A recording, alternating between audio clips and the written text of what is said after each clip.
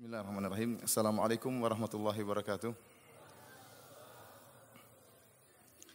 Innal hamdalillah nahmaduhu wa nasta'inuhu wa nastaghfiruhu wa natubu ilaih wa na'udzu billahi min syururi anfusina wa sayyiati a'malina. May yahdihillahu fala mudilla lahu wa may yudlil fala hadiyalah. Wa asyhadu an la ilaha illallah wahdahu la syarika lah wa asyhadu anna Muhammadan abduhu wa rasuluhu la nabiyya ba'dah. يا أيها الذين آمنوا اتقوا الله حق تقاته ولا تموتن إلا وأنتم مسلمون فإن أحسن الكلام كلام الله وخير الهدى هدى محمد صلى الله عليه وسلم وشر الأمور محدثاتها وكل محدثة بدعة وكل بدعة ضلالة وكل ضلالة في النار. Para hadirin dan hadirat yang dirahmati oleh Allah Subhanahu wa taala, insyaallah pada kesempatan yang berbahagia ini kita akan sama-sama berusaha untuk mengambil faedah-faedah dari surat Al-Kahfi. Dari surat Al-Kahfi, itu surat yang ke-18 yang disunahkan oleh Nabi sallallahu alaihi wasallam bagi kita untuk membacanya sepekan sekali ya. Jadi ada namanya kahfian. Apa namanya? Kahfian. Setiap hari Jumat kita membaca surat Al-Kahfi. Karena keutamaan baca surat Al-Kahfi banyak. Di antaranya barang siapa yang menghafal 10 ayat dari surat Al-Kahfi di awal surat Al-Kahfi atau dari akhir surat Al-Kahfi, usima minad dajjal, maka dia akan diselamatkan dari fitnah dajjal. Di antaranya juga Nabi sallallahu alaihi wasallam bersabda dalam hadisnya, man qara'a surat Al-Kahfi fi yaumil jum'ah adha'a lahu minan nuri ma bainal jum'atain. Barang siapa yang membaca surat Al-Kahfi pada hari Jumat, maka Allah akan berikan bagi dia cahaya di antara dua Jumat. Kata para ulama, maksudnya yaitu Allah akan berikan taufik kepada dia seakan-akan ada cahaya baginya sehingga dia terjauhkan dari dosa-dosa dan kemaksiatan antara satu Jumat dengan Jumat yang berikutnya. Dalam hadis yang lain juga kata Nabi sallallahu alaihi wasallam, man qara'a surat Al-Kahfi fi yaumil jum'ah sata'a lahu nurun min tahti qadamaihi ila ananis sama' yudhi'u lahu yaumal qiyamah. Kata Nabi SAW, barang siapa yang baca surat Al-Kahfi, maka akan keluar cahaya dari bawah kakinya sampai ke atas, sampai ke langit. Kapan? Pada hari kiamat, memberi cahaya, menerangi dia di hadapannya. Oleh karenanya, surat Al-Kahfi memiliki keutamaan yang sangat indah, bermanfaat bagi kita di dunia, terlebih-lebih lagi di akhirat kelak. Tentunya tatkala Rasulullah sallallahu alaihi wasallam menganjurkan kita membaca surat Al-Kahfi sepekan sekali, ini menunjukkan surat Al-Kahfi surat yang penting. Buktinya dianjurkan oleh Nabi sallallahu alaihi wasallam untuk dibaca sepekan sekali. Maka kita perlu mengetahui apa sih kandungan dari surat Al-Kahfi ini. Para ulama telah menjelaskan bahwasanya dalam surat Al-Kahfi Allah menyebutkan tentang kisah-kisah. Ada 4 kisah yang Allah sebutkan dalam surat Al-Kahfi. Ya. Kisah yang pertama adalah kisah Ashabul Kahfi, para pemuda yang mereka masuk dalam goa kemudian tidur dalam goa tersebut. Setelah itu Allah berpindah pada kisah berikutnya, kisah dialog antara sahibul jannatain, seorang yang diberikan oleh Allah 2 kebun yang rindang, 2 kebun yang subur, yang dia kufur kepada nikmat Allah Subhanahu wa taala tatkala dia berdialog dengan sahabatnya yang mukmin. Kisah yang ketiga, Allah Subhanahu wa taala menyebutkan tentang kisah pertemuan antara Nabi Musa alaihissalam dengan Nabi Khadir alaihissalam. Dan yang terakhir Allah Subhanahu wa taala sebutkan tentang kisah Dzulqarnain, ya. Kisah Dzulqarnain yang kemudian membuat bendungan untuk menghalangi keluarnya Ya'juj dan Ma'juj. Dan kisah-kisah yang Allah sebutkan dalam Al-Qur'an semuanya ada faedahnya. Mustahil Allah sebutkan kisah tanpa memiliki faedah. Oleh karenanya Allah Subhanahu wa taala berkata kepada Nabi sallallahu alaihi wasallam, faqsusil qasas la'allahum yatafakkarun. Bacakanlah kisah-kisah, sampaikanlah kisah-kisah kepada mereka agar mereka berfikir. Perhatikan di sini. Allah mengkaitkan antara kisah dengan berfikir. Kenapa? Para ulama menyebutkan barang siapa yang semakin cerdas, dia membaca kisah-kisah dalam Al-Qur'an bukan hanya kisah-kisah dongeng. Kisah Al-Qur'an bukan kisah dongeng pengantar tidur, tidak. Maka haditsa yuftara. Kata Allah Subhanahu wa taala, kisah-kisah dalam Al-Qur'an bukanlah kisah fiktif atau kisah dongeng pengantar tidur, tidak. Tetapi kisah yang benar-benar mengandung faedah-faedah. Sehingga Allah mengatakan la'allahum yatafakkarun. Bacakanlah kisah-kisah semoga mereka berfikir. Artinya semakin orang berfikir, semakin orang memeras otak untuk mengambil faedah-faedah, maka dia akan semakin bisa mendapatkan banyak faedah dari kisah-kisah tersebut. Allah juga berfirman, laqad kana fi qasasihim ibratul liulil albab.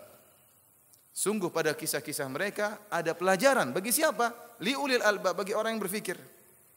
Orang yang tidak berfikir tidak akan mendapatkan ibrah, tidak akan mendapatkan pelajaran. Maka ini menantang kita untuk merenungkan tentang faedah-faedah dari kisah-kisah yang Allah sebutkan dalam Al-Quran. Dan di antara uslub Allah Subhanahu wa taala dalam menyampaikan keimanan kepada hamba-hambanya adalah dengan metode kisah. Al-Quran memiliki banyak metode, seperti Allah menyebutkan tentang masalah keimanan dalam Al-Quran, masalah akidah, masalah hari akhir, masalah iman kepada Allah, kepada malaikat, Allah sebut dalam Al-Quran. Demikian juga Allah sebutkan tentang ahkam dalam Al-Quran, hukum-hukum. Bahkan Allah juga sebutkan tentang adab-adab dalam Al-Quran. Di antaranya Allah sebutkan kisah-kisah. Dan kisah dalam Al-Quran tidak sedikit, kisah banyak dalam Al-Quran. Ini menunjukkan metode menyampaikan kisah. Kalau kisah itu benar, merupakan metode yang jitu. Karena metode yang digunakan oleh Allah Subhanahu wa taala dengan syarat kisah tersebut maka hadits yuftara, bukan kisah buat-buatan, tetapi kisah yang benar-benar terjadi. Karena tatkala Allah Subhanahu wa taala menyampaikan kisah, maka seakan-akan itu merupakan praktek nyata dari dalil. Terkadang seorang disampaikan dalil dia kurang paham bagaimana aplikasinya, bagaimana prakteknya. Namun tatkala disampaikan kisah, inilah praktek dari dalil-dalil yang ada. Para hadirin dan hadirat yang dirahmati oleh Allah Subhanahu wa taala, karenanya pada kesempatan yang berbahagia ini kita akan menyampaikan kisah pertama yang Allah sebutkan dalam surat Al-Kahfi, yaitu kisah Ashabul Kahfi, para pemuda yang mereka tidur dalam goa dengan waktu yang sangat lama. Al-Hafidz Ibnu Katsir rahimahullah dalam tafsirnya menyebutkan sebab nuzul surat Al-Kahfi dari riwayat yang diriwayatkan oleh Muhammad bin Ishaq, ya. Beliau menyebutkan bahwasanya sebab nuzul dari surat Al-Kahfi adalah orang-orang musyrikin yang mereka pergi menemui pendeta Yahudi, para pendeta Yahudi. Jadi orang musyrikin ini selalu mencari kelemahan dakwah Nabi sallallahu alaihi wasallam. Mereka ingin membatalkan dan ingin membatilkan dakwah Nabi Muhammad sallallahu alaihi wasallam dengan berbagai macam cara. Akhirnya mereka bekerja sama dengan orang-orang Yahudi. Maka diutuslah dua orang dari kaum Quraisy, yaitu Uqbah bin Abi Mu'aid dan Nadhr bin Harith. Keduanya pergi menemui para pendeta Yahudi dan kemudian berbicara, bermusyawarah dengan para pendeta Yahudi ini tentang dakwah Nabi Muhammad sallallahu alaihi wasallam. Maka para pendeta Yahudi memberikan masukan kepada mereka. Kata para pendeta Yahudi, saluhu an fityatin dhahabu fi dahril awal. Madza kana amruhum? Fa inna amrahum ajib. Kata orang-orang Yahudi, karena mereka punya pengetahuan tentang kisah-kisah masa lalu, berbeda dengan orang-orang musyrikin. Orang musyrikin enggak punya kitab suci. Orang-orang Yahudi mereka punya Taurat, mereka punya kisah para nabi, mereka punya kisah-kisah yang menakjubkan. Maka mereka menyuruh orang-orang Quraisy untuk memberi pertanyaan kepada Nabi Muhammad sallallahu alaihi wasallam dengan 3 pertanyaan. Kalau 3 pertanyaan tersebut bisa dijawab, maka Muhammad adalah utusan Allah Subhanahu wa taala. Kalau ternyata Nabi Muhammad SAW tidak bisa menjawab, farrajul mutaqawwil, maka Nabi Muhammad hanyalah seorang pendusta. Pertanyaan pertama, kata pendeta Yahudi, saluhu an fityatin kharaju dhahabu fid dahril awal. Madza kana amruhum? Tanyakan kepada Muhammad tentang kisah para pemuda, beberapa pemuda yang keluar di masa lampau atau di awal hari. Bagaimana kisah mereka? Sesungguhnya kisah mereka menakjubkan. Wasaluhu, dan tanyalah kepada Muhammad sallallahu alaihi wasallam, kepada dia si Muhammad, an rajulin tawafin, tentang seorang pengembara, balagha masyariqal ardi wa magharibiha, yang telah sampai pada timur bumi dan telah sampai pada barat bumi. Madza naba'uhu? Bagaimana kabar lelaki ini? Maksudnya tentang Dzulqarnain. Ini teka-teki yang diberikan oleh para pendeta Yahudi untuk ditanyakan kepada Nabi sallallahu alaihi wasallam. Pertanyaan yang ketiga, saluhu anir ruh. Tanyalah kepada Muhammad tentang ruh. Maka Uqbah bin Abi Mu'aid dan Nadhr bin Harith begitu gembira mendapatkan 3 teka-teki yang ditanyakan oleh pendeta Yahudi untuk ditanyakan kepada Nabi Muhammad sallallahu alaihi wasallam. Pulanglah mereka ketemu para pembesar-pembesar Quraisy. Akhirnya datanglah orang-orang Quraisy mengetes Nabi sallallahu alaihi wasallam. Maka mereka tanya, wahai Muhammad, kabarkanlah kepada kami tentang para pemuda yang keluar di pagi hari, bagaimana kisah mereka? Sungguh kisah mereka menakjubkan. Kalau kita perhatikan, pertanyaan-pertanyaan yang disampaikan oleh para pendeta Yahudi ini adalah pertanyaan ta'jiz, pertanyaan yang memang tidak ingin bisa dijawab. Kalau orang kasih teka-teki, harusnya kasih kata-kata kunci, ya. Tapi kalau pertanyaannya terlalu global, tanyakan kepada Muhammad tentang para pemuda yang keluar di pagi hari, perkara mereka menakjubkan. Ini terlalu global. Para pemuda yang keluar di pagi hari sangat banyak, ya.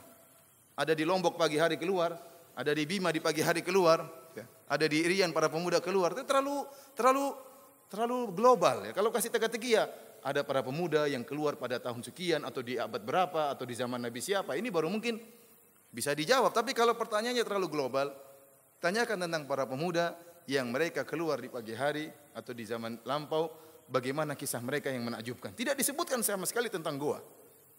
Jadi memang pertanyaan ingin membuat Nabi tidak bisa jawab. Pertanyaan kedua pun demikian, sangat global, sangat umum. Saluhu an rajulin tawafin. Tanyalah kepada Muhammad tentang seorang pengembara yang telah sampai ke barat bumi maupun ke timur bumi. Mana ba'uhu, bagaimana kisah orang ini. Ini juga namanya pengembara banyak. Bajak laut pun sampai ke timur bumi, sampai ke barat bumi. Padahal maksud dia adalah siapa? Dzulqarnain. Kemudian tanyakan kepada dia tentang ruh. Maka Nabi SAW disebutkan dalam riwayat, ya, dia mengatakan bahwasanya sa'ukhbirukum ghadan, saya akan kabarkan kepada kalian besok. Ternyata Allah Subhanahu wa taala tidak menurunkan surat sebagai jawaban kepada Nabi SAW. Ditunggulah oleh orang-orang kafir Quraisy, besok enggak ada jawaban. Besoknya lagi, lusa tidak ada jawaban. Kalau tidak salah sampai 15 hari atau 2 pekan, baru kemudian turun surat Al-Kahfi. Tatkala tidak turun, maka orang-orang kafir Quraisy mulai mengejek Nabi SAW. Ini rajul mutaqawwil, ini orang pendusta. Mana jawabannya? Kalau dia Nabi, dia harusnya tahu jawabannya. Namun setelah 2 minggu, baru kemudian turunlah surat Al-Kahfi. Inilah sebab nuzul yang disebutkan oleh seluruh para ahli tafsir. Ya, meskipun dalam sanadnya masih dipermasalahkan, ya, tetapi inilah sebab nuzul yang disebutkan oleh para ahli tafsir tentang turun surat Al-Kahfi. Kita akan bacakan surat Al-Kahfi tersebut dengan tafsiran yang ringkas yang saya ambil dari beberapa buku. Yang paling utama adalah 4 buku, yaitu tafsir Ibnu Katsir, kemudian tafsir Al-Qurtubi, kemudian tafsir Abdurrahman bin Nasr As-Sa'di, dan tafsirnya Adwa'ul Bayan, yaitu Asy-Shinqiti rahimahumullahu jami'an. Allah Subhanahu wa taala berfirman, yang punya Al-Qur'an tolong dibuka, yang punya terjemahan tolong dibuka, ya. Ayat yang pertama, Allah Subhanahu wa taala berfirman, Alhamdulillahilladzi anzala ala abdihil kitaba wa lam yaj'al lahu iwaja. Segala puji bagi Allah yang telah menurunkan kepada hambanya Al-Qur'an. Wa lam yaj'al lahu iwaja, dan Allah tidak menjadikan pada Al-Qur'an tersebut ada kebengkokan, ada kemiringan.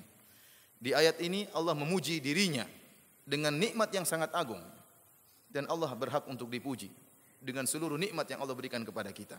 Tetapi Allah memilih salah satu nikmat yang sangat agung yang Allah berikan kepada hambanya, yaitu Al-Quran. Turunnya Al-Quran merupakan nikmat yang sangat agung, nikmat yang sangat besar. Maka Allah khususkan penyebutannya di awal surat Al-Kahfi.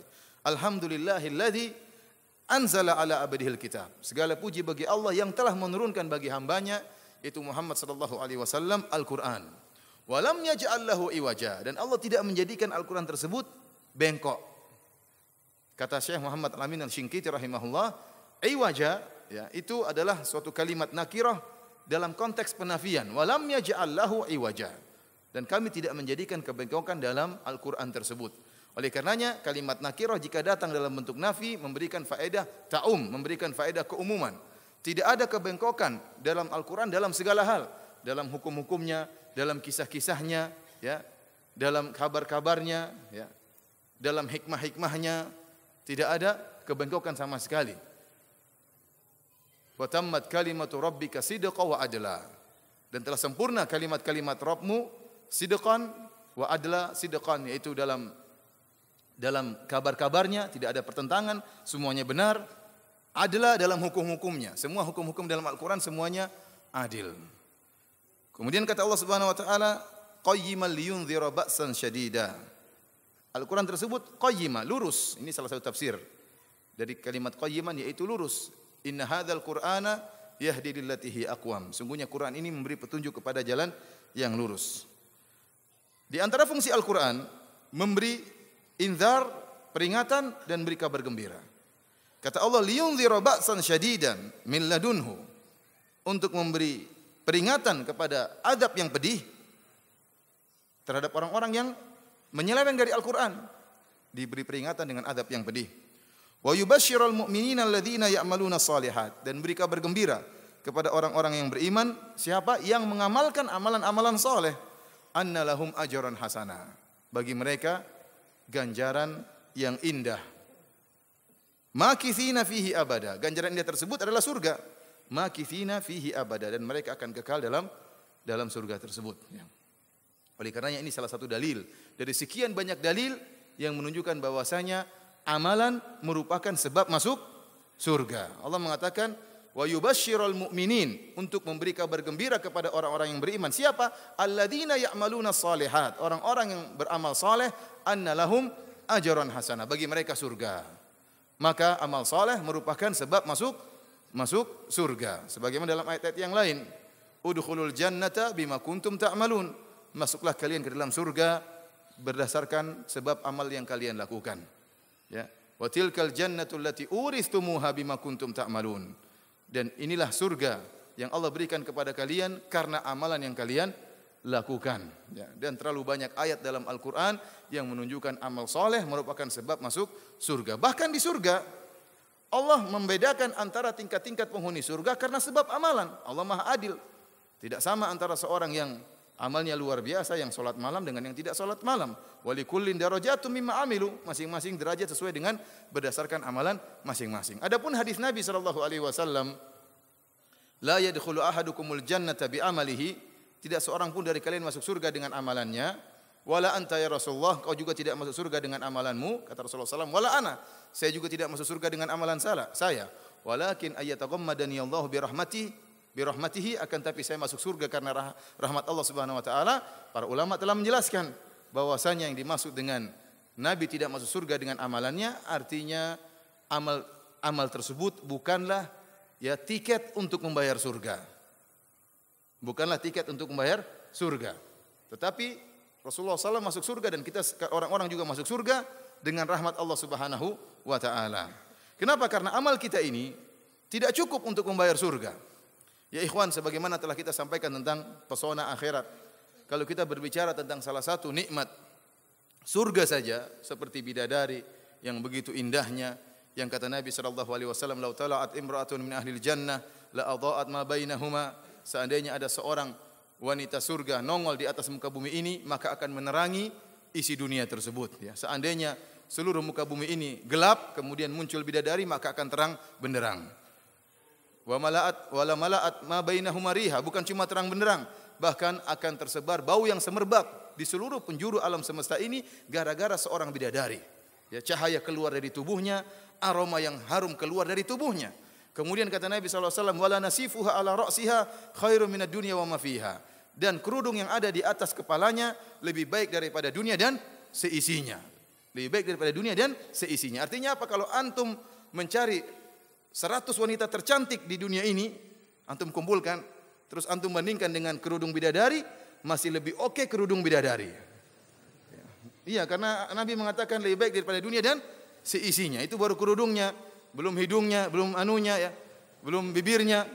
Oleh karenanya, amalan antum untuk bayar bidadari ini bukan cuma 10 tahun antum nikah sama dia, bukan cuma 100 tahun, bukan 1000 tahun. Bukan 1 miliar tahun, bukan 1 triliun tahun. Selama-lamanya tanpa batas. Terus antum bandingkan dengan amal soleh antum yang cuma berapa tahun.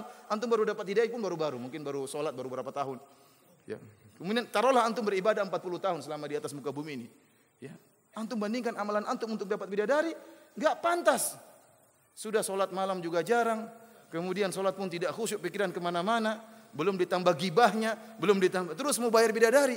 Gak cukup. Oleh karenanya seorang tidak masuk surga dengan menjadikan amalannya sebagai tiket untuk bayar apa?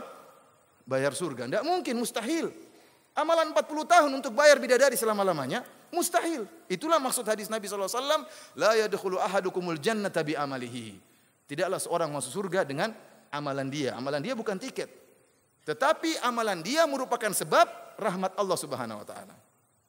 Oleh karena kalau ada orang mengatakan, kita masuk surga bukan dengan amal tapi dengan rahmat. Kita tanya sama dia, "Thayyib, saya setuju dengan Anda bahwasanya kita masuk surga dengan rahmat Allah.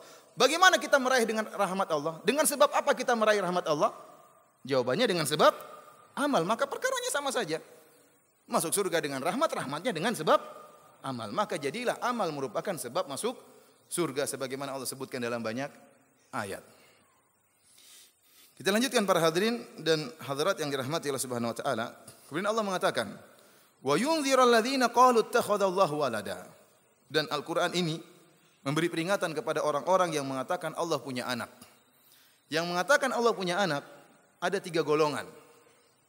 Sebagaimana disampaikan oleh Al-Qurtubi, demikian juga disampaikan oleh Asy-Shinqiti rahimahumullah. 3 golongan tersebut, yang pertama adalah orang-orang Yahudi yang mengatakan waqalatil yahudu Uzairin ibnullah. Uzair adalah anak Allah, putra Allah.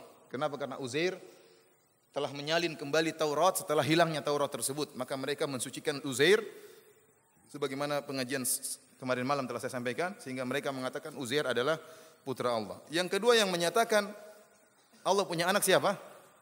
Orang-orang Nasara, ya. Mereka mengatakan Isa binullah. Isa adalah putra Allah dan Allah murka dengan mereka. Dan golongan yang ketiga yang mengatakan Allah punya anak siapa? Siapa? Orang-orang musyrikin Arab. Ya. Wa yaj'aluna lillahi al-banat subhanahu wa lahum ma yashtahun. Mereka menjadikan bagi Allah Subhanahu wa taala putri-putri sementara mereka ingin punya anak laki-laki. Wa idza busyira ahadun bil untha dhalla wajhuhu muswadda wa huwa kadhim yatawara minal qaumi min su'i ma busyira bihi. Ayumsiku ala hunin am yadussuhu fit turab. Jadi Allah mengatakan tilka idzan qismatun dhiza. Orang-orang musyrikin ini memberikan pembagian yang tidak adil. Mereka ya tidak suka punya anak perempuan. Oleh karenanya kalau ada anak perempuan lahir buat mereka, dhalla wajhuhu muswadda, maka wajah mereka hitam. Kenapa? Sedih, malu. Yatawara minal qaumi min su'i ma busyira bihi, maka dia berusaha sembunyi punya anak perempuan, jangan sampai orang kampung tahu kalau punya anak perempuan. Kemudian dia berpikir dibunuh sekarang atau nanti. Mereka tidak suka punya anak perempuan, aib bagi mereka. Mereka ingin punya anak laki-laki. Sementara kata mereka Allah punya anak perempuan. Mereka tidak suka punya anak perempuan, namun mereka bilang Allah punya anak perempuan. Kata mereka malaikat adalah banatullah, putri-putri Allah. Makanya Allah mengatakan tilka idzan qismatun dhiza. Ini pembagian yang tidak adil. Kalian tidak suka anak perempuan terus kalian mengatakan saya punya anak perempuan, kata Allah Subhanahu wa taala. Jadi orang-orang yang mengatakan Allah punya anak, maka mereka diperingatkan oleh Al-Qur'an dengan azab yang pedih, dengan azab yang pedih. Para hadirin dan hadirat yang dirahmati oleh Allah Subhanahu wa taala, ini dalil bahwasanya sesembahan yang disembah di zaman Nabi SAW banyak. Ada yang menyembah batu, ada yang menyembah matahari, ada yang menyembah api, orang-orang Majusi, ada yang menyembah Nabi Isa, ada yang menyembah malaikat. Di antara yang menyembah malaikat adalah kaum musyrikin Arab. Dan saya sering sampaikan bahwasanya ya seorang yang berdoa kepada malaikat maka dia musyrik dengan kesepakatan para ulama. Kalau misalnya tidak turun-turun hujan, sudah lama tidak turun hujan, maka kemudian ada seorang berdoa kepada malaikat dengan mengatakan, wahai malaikat pengatur hujan, turunkan hujan. Orang ini musyrik atau tidak? Musyrik. Padahal dia minta hujan kepada malaikat yang dipercayakan oleh Allah untuk mengatur hujan. Itu pun musyrik. Padahal malaikat itu benar-benar mengatur hujan atas perintah Allah Subhanahu wa taala. Namanya tauhid harus minta kepada pengaturnya, kepada Allah, bukan kepada malaikat. Padahal malaikat itu benar-benar mengatur hujan. Itu pun kesyirikan. Bagaimana lagi minta kepada penghuni kubur yang tidak mengatur apa-apa? Bagaimana lagi minta kepada penghuni kubur yang tidak mengatur apa-apa? Yang dia tidak bisa apa-apa lagi setelah meninggal. In qata amaluhu, amalannya terputus. Dia tidak bisa mandi maka kita yang mandikan. Dia tidak bisa solat maka kita yang solatkan. Dia tidak bisa pakai baju maka kita yang kafankan. Dia tidak bisa berdoa maka kita yang doakan. Dia tidak bisa masuk ke rumahnya maka kita yang kuburkan. Lantas setelah kita lakukan itu semua kemudian kita minta kepada dia. Kita bilang, "Mbah, saya sudah nikah 10 tahun enggak punya anak, Mbah." Mbahnya bilang, "Saya dulu juga mandul, tahu enggak?" Saya masih hidup aja mandul, apalagi sudah mati. Para hadirin rahmati Allah Subhanahu wa taala. Kita lanjutkan, Allah mengatakan, "Malahum bihi min ilmin wala li abaihim." Mereka tidak punya ilmu sama sekali dan juga tidak nenek moyang mereka. Ini semua hanya perkataan turun-temurun yang mereka wariskan tentang Allah punya anak, kesyirikan ini. Kaburat kalimatan takhruju min afwahihim iyaquluna illa kadziba. Sungguh besar kedustaan, ya. Kalimat buruk sekali kalimat yang keluar dari mulut mereka tatkala mereka mengatakan Allah punya anak. Iyaquluna illa kadziba. Tidaklah mereka berkata kecuali kedustaan. Ini menunjukkan ikhwani fillah, azani Allah wa iyyakum, bahwasanya kesyirikan merupakan kedustaan murni kedustaan. Tidak ada kebenarannya dari sisi manapun, tidak ada. Bagaimana kemudian kita menyatakan Allah punya anak padahal Dia Maha Esa, qul huwallahu ahad. Dan demikian juga kesyirikan yang lainnya. Bagaimana seorang kemudian menyembah kepada makhluk, menyamakan Allah pencipta alam semesta ini dengan makhluk yang diciptakan oleh Allah Subhanahu wa taala. Maka sungguh buruk apa yang diucapkan oleh orang-orang liberal yang mengatakan bahwasanya semua agama masuk surga. Ini enggak benar. Ini kekufuran yang nyata. Mereka mengatakan orang-orang Islam punya surga. Di samping surganya orang Islam ada surga tetangga, surga Yahudi, surga Nasara. Bisa jalan-jalan ke surga tersebut. Ini kedustaan yang nyata. Bagaimana mereka mau menyamakan antara agama tauhid cuma Islam. Inna dina indallahil Islam. Selainnya merupakan kesyirikan. Bagaimana mau disamakan kesyirikan dengan tauhid? Bagaimana mau disamakan Rabbul samawati wal ard, pencipta alam semesta ini, dengan makhluk, dengan nabi, dengan malaikat, dengan batu, dengan orang mati yang disembah, disamakan dengan sapi yang disembah. Ini merupakan kedustaan yang nyata. Kata Allah Subhanahu wa taala, iyaquluna illa kadziba. Dan tidaklah mereka ucapkan tentang kesyirikan kecuali murni kedustaan.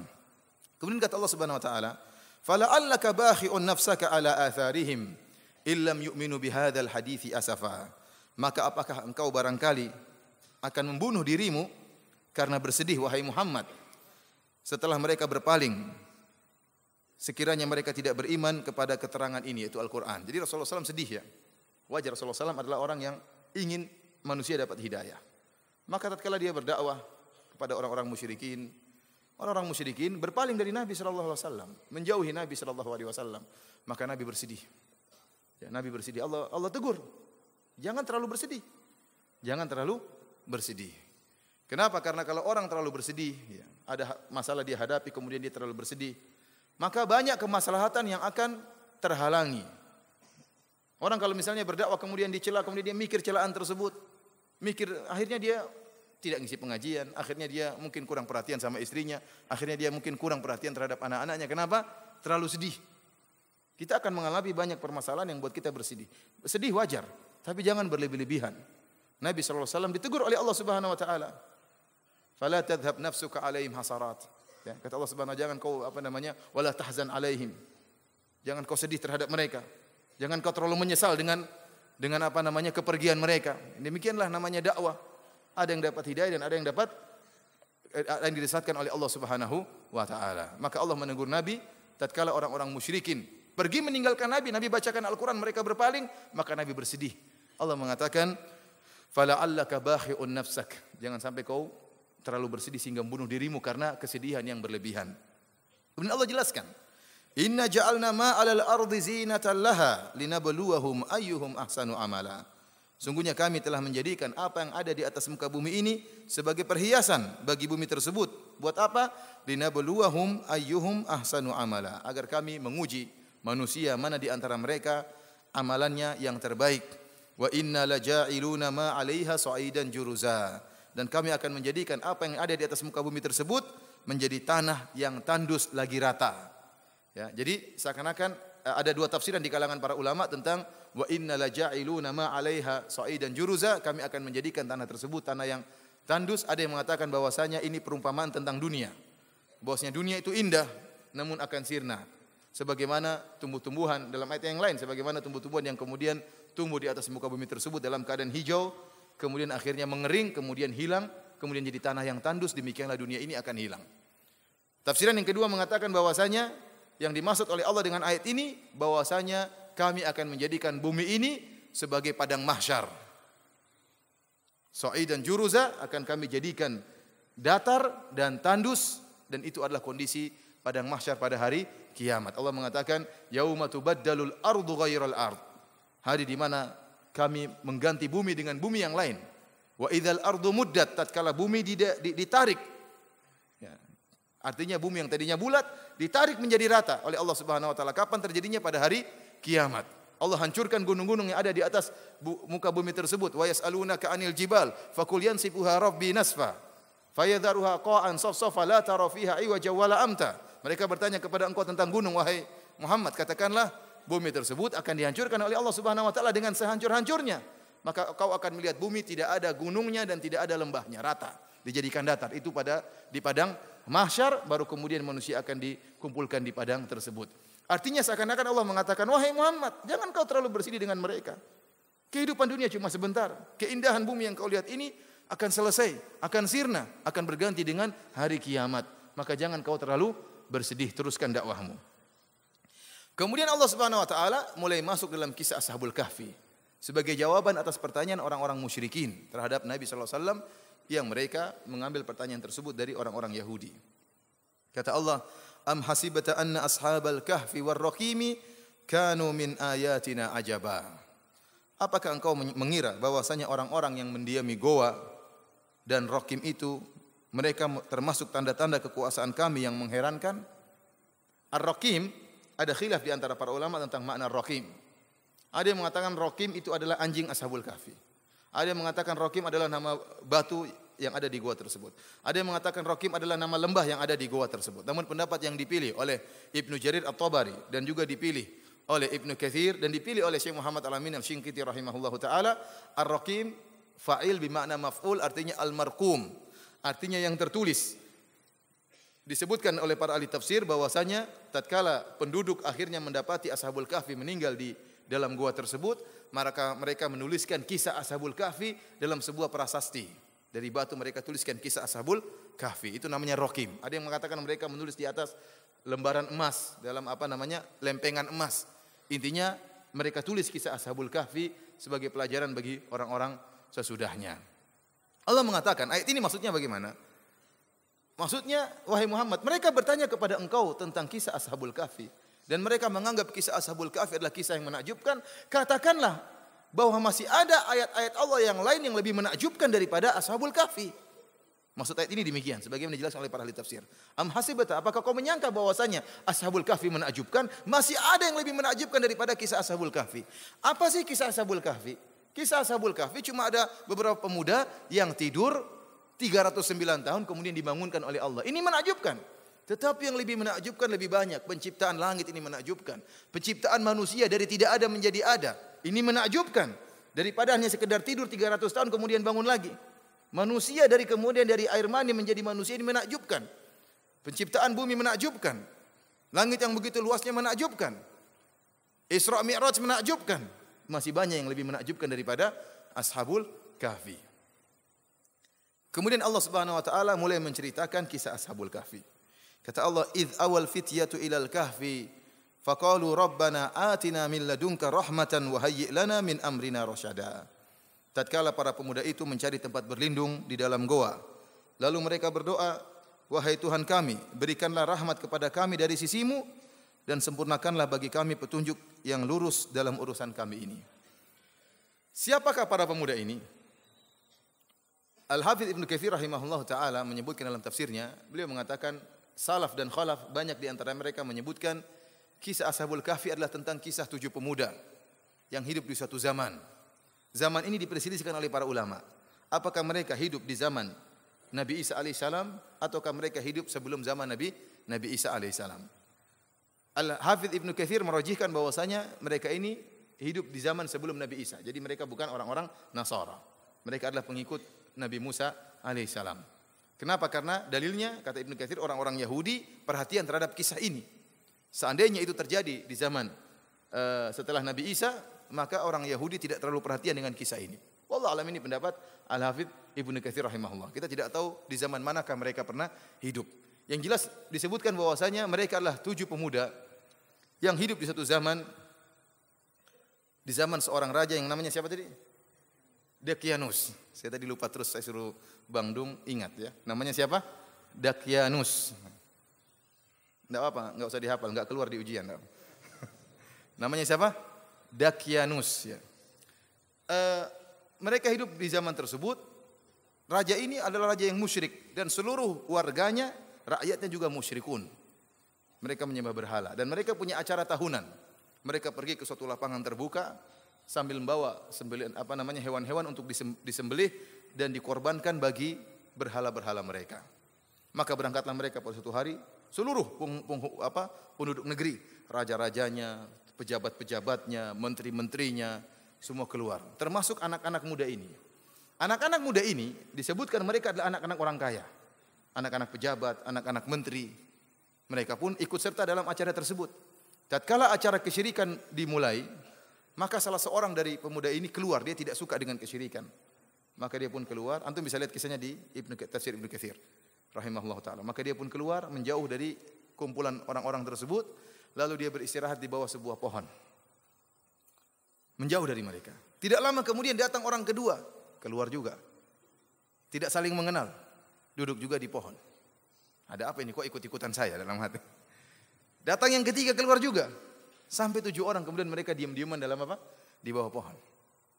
Akhirnya diam-diaman, mereka saling takut kalau ketahuan, ternyata mereka pergi gara-gara tidak suka dengan kesyirikan. Akhirnya yang satu berbicara, sudahlah, kenapa saya kesini karena saya tidak suka dengan kesyirikan. Maka yang lain mengatakan, saya juga. Ternyata 7 orang tersebut ya memisahkan diri karena tidak suka dengan kesyirikan. Dan Ibnu Katsir menyebutkan hadis arwahun junudun mujannadah. Bahwasanya roh-roh itu saling berkelompok-kelompok. Tatkala orang yang suka dengan tauhid, dia akan berkumpul dengan orang yang bertauhid. Orang yang suka bermaksiat berkumpul dengan orang yang bermaksiat. Orang yang suka kesyirikan berkumpul dengan orang kesyirikan.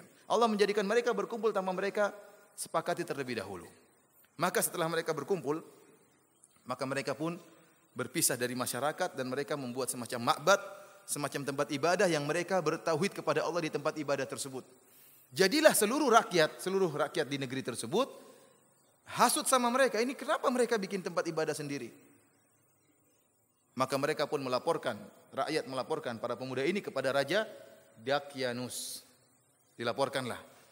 Maka dipanggillah mereka oleh Raja Dakianus. Ternyata mereka adalah anak-anak pejabat. Dikenal oleh raja tersebut. Orang kaya semuanya, pakaiannya bagus-bagus. Maka sang raja mengatakan, buka pakaian kalian. Pakaian indah mereka buka. Disuruh ganti dengan pakaian yang biasa, pakaian orang miskin. Kemudian mereka diperintahkan untuk kembali kepada agama nenek moyang mereka, untuk berbuat kesyirikan. Mereka tidak mau. Mereka tidak mau. Karena mereka tidak mau, akhirnya sang raja kasihan lihat mereka. Mereka ini anak muda, masih muda-muda. Ya udahlah, kalian saya kasih waktu untuk berpikir. Dikasih waktu, beberapa waktu untuk berpikir, tidak langsung dihukum oleh sang raja. Dan tatkala mereka diberi waktu untuk berpikir ini, maka mereka berpikir untuk kabur. Kaburlah mereka meninggalkan negeri tersebut, pergi menuju goa. Ini ceritanya. Cerita tentang Ashabul Kahfi. Mereka tatkala pergi ke goa, mereka mengatakan, Rabbana atina min ladunka rahmah. Ya Allah, berikanlah kepada kami rahmat. Perhatikan di sini rahmat juga adalah isim nakirah. Isim nakirah dalam siyak talab, meminta.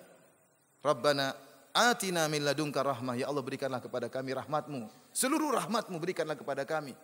Ya, mencakup umum rahmat yang berkaitan dengan kami, dengan jasad kami, dengan agama kami. Oleh karenanya, para ulama menyebutkan seperti doa Rabbana atina fid dunya hasanah wa fil akhirati hasanah wa qina adzabannar. Hasanah di sini Rabbana atina fid dunya hasanah. Ya Allah, berikanlah kepada kami kebaikan. Hasanah di sini adalah nakirah dalam konteks talab, meminta, maka memberikan faedah keumuman. Oleh karenanya barang siapa yang ingin minta dunia apa saja, kalau dia baca doa ini maka sudah cukup.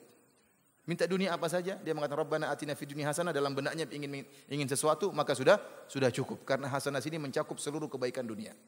Bahkan sebagian salaf tatkala ditanya bagaimana doa agar kita bisa mendapatkan istri yang solehah, maka suruh baca doa ini. Rabbana atina fid dunya hasanah. Pingin supaya utang bisa lunas, bacanya apa? Semua kebaikan minta doa ini selesai. Ya, orang bilang doa sapu jagat ya. Kenapa? Mencakup seluruh kebaikan di dunia dan mencakup seluruh kebaikan di mana? Di akhirat. Ya. Jadi mereka minta secara global, mereka mengatakan, ya Allah, berikanlah rahmatmu kepada kami. Rahmat apa saja yang penting baik bagi kami. Mereka tidak minta rahmat tertentu. Mereka mengatakan, atina min ladunka rahmah, berikanlah rahmat kepada kami. Maka Allah kabulkan. Allah kabulkan mereka, maka Allah mengilhamkan mereka untuk pergi ke sebuah goa. Lalu mereka masuk dalam goa tersebut, Allah tidurkan mereka. Kata Allah, fadarabna ala adhanihim fil kahfi sinina adada. Maka kami pun menutup telinga-telinga mereka dalam goa Al-Kahfi bertahun-tahun lamanya. Dan ini kata para ulama menunjukkan mereka tidurnya pulas. Kenapa telinga mereka benar-benar ditutup, dan Allah menggunakan kalimat darabna. Kami kalau bahasa Arab katanya mukul, artinya benar-benar ditutup, benar-benar ditutup telinga mereka sehingga tidak ada suara kecil pun yang mereka dengar. Ya. Karena kalau orang tidur kemudian masih dengar-dengar sesuatu berarti belum pulas. Ini dia mau tidur berapa tahun? Mau 300 tahun, jadi harus pulas. Benar-benar tutup. Oleh karenanya sering kita tidur, kita baru tidur gini dan kita sudah ngorok, tahu-tahu orang bicarain kita, itu gimana orang itu? Kita dengar dia gibahin kita. Padahal kita belum tidur pulas, tapi sudah sempat ngorok, dan ngorok saya ingatkan, ngorok bukan berarti tanda apa? Tanda kepulasan. Belum tentu pulas. Oleh karenanya saya pernah mengalami sendiri, bukan saya yang ngorok ya. Jadi saya naik mobil sama seorang supir dan kita waktu itu berjalan dari Jakarta menuju Jawa Timur balik lagi ke Jakarta. Dia nyetirin sebulan penuh nyetirin saya dan keluarga. Di tengah perjalanan, di tengah malam, istri, anak-anak semua sudah tidur. Tiba-tiba saya juga sudah tidur, setengah tidur, tahu-tahu saya dengar orang ngorok. Saya cek istri saya, bukan. Anak-anak juga. Supir saya yang sedang ngorok. Ini demi Allah, ini wali. Saya bilang, kamu tidur ya? Oh enggak Ustaz. Tadi baru, udah ngorok, subhanallah. Saya berhenti. Jadi saya katakan ngorok belum tentu menunjukkan apa? Kepulasan. Kan disebutkan dalam hadis, para sahabat menunggu Nabi kelamaan, mereka sampai terdengar suara ngorokan mereka. Kemudian mereka sholat tanpa wudu. Paham? Berarti ngorok belum tentu menunjukkan kepulasan. Yang menunjukkan kepulasan tidak sadar dengan kondisi sekitar. Sehingga para ulama mengatakan kalau orang sudah memegang sesuatunya itu jatuh, plek, dia tidak dengar, itu berarti tidur yang membatalkan wudu. Jadi Allah mengatakan di sini, fadarabna ala adhanihim fil kahfi sinina adada. Kami tutup telinga mereka. Artinya benar-benar mereka tidur pulas, tidak ada sedikit suara pun yang mereka dengar. Thumma ba'athnahum lina'lama ayyul hizbaini ahsa lima labithu amada. Kemudian kami bangunkan mereka agar kami mengetahui mana di antara dua golongan yang lebih tepat menentukan berapa lama mereka tidur. Hizbain di sini, dua golongan ini ada khilaf di antara para ulama. Ada yang mengatakan hizbain, dua kelompok ini adalah di antara para ashabul kahfi tersebut, karena mereka waktu bangun, kamu tidur berapa tahun? Ada khilaf di antara mereka. Ada yang mengatakan kita tidur sehari, ada yang mengatakan setengah hari, khilaf di antara mereka. Ada pendapat yang mengatakan maksudnya adalah perdebatan antara ashabul kahfi dengan penduduk negeri. Penduduk negeri mengatakan kalian tidur sudah lama, mereka mengatakan oh tidak, kita baru tidur cuma sehari. Khilaf di antara mereka. Intinya ada perdebatan di antara dua kelompok dan Allah membangunkan mereka agar mereka tahu mana yang lebih tepat, ya, berapa lama mereka tidur. Kata Allah, nahnu naqussu 'alaika naba'ahum bil haqq. Kami mengkisahkan kepada engkau hai Muhammad kisah mereka dengan kebenaran. Kisah ini benar. Innahum fityatun amanu bi rabbihim wa zidnahum huda. Mereka adalah para pemuda yang beriman kepada Rabb mereka dan kami tambahkan kepada mereka petunjuk. Ibnu Katsir rahimahullah menyebutkan ini dalil bahwasanya para pemuda lebih mudah menerima petunjuk. Para pemuda lebih mudah untuk menerima dakwah, berbeda dengan orang-orang tua. Kepala batu. Kemudian apa? Keras kepala, angkuh. Merasa sudah banyak makan garam sehingga keasinan. Yang muda-muda tidak begitu, tidak ada keangkuhannya. Oleh karena Ibnu Katsir menyebutkan, mohon maaf orang tua ya, saya bicara tentang mereka ya, bukan tentang antum. Oleh karena Ibnu Katsir menyebutkan, lihatlah bagaimana Nabi SAW. Nabi SAW tatkala di Mekah, dakwah Nabi yang nerima siapa? Anak-anak muda, seumuran Nabi atau lebih muda daripada Nabi. Jarang orang tua. Siapa yang menerima dakwah Nabi? Abu Bakar lebih muda daripada Nabi. Umar lebih muda daripada Nabi. Semuanya, Ibnu Mas'ud lebih muda. Ya. Utsman semuanya lebih muda daripada Nabi SAW. Yang tua-tua kepala batu. Abu Jahal, Abu Lahab, Umayyah bin Khalaf, kepala batu semua. Kenapa? Mereka merasa ini anak baru kemarin sore. Kemudian mendakwahi kami. Ini kenyataan yang ada berlaku setiap zaman. Kebanyakan dakwah diterima oleh anak-anak muda. Coba sekarang anak muda angkat tangan. Ya orang tua lebih sedikit. Biasanya lebih sedikit. Ya, biasanya lebih sedikit. Karenanya ikhwani fillah wa fiddin azanillahu wa iyyakum berbeda tatkala di Madinah. Tatkala di Madinah perkaranya sebaliknya sebagaimana pernah saya jelaskan. Bahwasanya orang-orang para pembesar di kota Madinah semuanya sudah pada meninggal dunia dalam perang Bu'ath, yang masih tersisa cuma Abdullah bin Ubay bin Salul. Ini yang tersisa sehingga dialah yang kemudian menjadi gembongnya orang-orang munafik. Namun yang ada kaum Ansar, Khazraj dan kaum Aus rata-rata anak muda. Maka Nabi cukup mengutus siapa? Mus'ab bin Umair yang muda juga. Diutus untuk mendakwahi mereka, mereka dapat hidayah. Kenapa? Karena ini dakwahi anak-anak muda. Dan kenyataannya demikian. Oleh karenanya sering ikhwan-ikhwan tatkala mereka berdakwah dan alhamdulillah berhasil dengan tatkala orang-orang tua tidak terima mereka bikin sekolah. Bikin TPA. Ya. Anak-anak kecil yang sekolah, anak-anak kecil yang belajar ngaji. Ya. Bapaknya tidak mau, biarin aja bapaknya. Ntar lagi selesai mereka. Yang muda-muda yang diperhatikan. Bukan begitu maksudnya. Artinya ya udah kalau orang tua tidak mau ya sudah tidak apa-apa, jangan putus asa, ya jangan sedih yang muda-muda ini karena mereka sebentar lagi apa? Selesai ya. Yang muda-muda ini yang nanti akan melanjutkan dakwah. Ternyata subhanallah, ini terjadi aja anak-anak tersebut pintar, mulai berubah akhlaknya, hafal doa masuk WC, keluar WC, hafal doa mau makan, kemudian setelah makan hafal doa mau tidur. Ayahnya merokok juga ditegur, "Bi, haram itu." Kaget. Coba kalau kita yang tegur kita ditampar mungkin. Tapi anaknya yang tegur, dia kagum, anaknya tegur saya merokok. Dia bahagia. Anaknya bernahi mungkar. Akhirnya dia tertarik lama-lama ikut apa? Dakwah dari anak-anaknya. Oleh karenanya demikianlah kondisi dakwah, kebanyakan yang menerima adalah anak-anak muda karena yang tua-tua punya keangkuhan, punya ego, ya, punya merasa lebih hidup lebih dulu, lebih banyak makan garam, ya. Sehingga keasinan. Kita lanjutkan, Allah Subhanahu wa taala berfirman, "Wa rabatna 'ala qulubihim idz qamu faqalu rabbuna rabbus samawati wal ardi lan nad'u min dunihi ilaha faqad qulna idzan syatata." Kami pun mengikat hati mereka, itu kami menyabarkan mereka. Kapan? Idz qamu, tatkala mereka berdiri. Banyak ahli tafsir menyatakan tatkala mereka dipanggil oleh sang raja, disuruh untuk kembali kepada agama nenek moyang mereka atau mereka akan dirajam sampai mati. Tatkala mereka dipanggil, ketahuan dipanggil.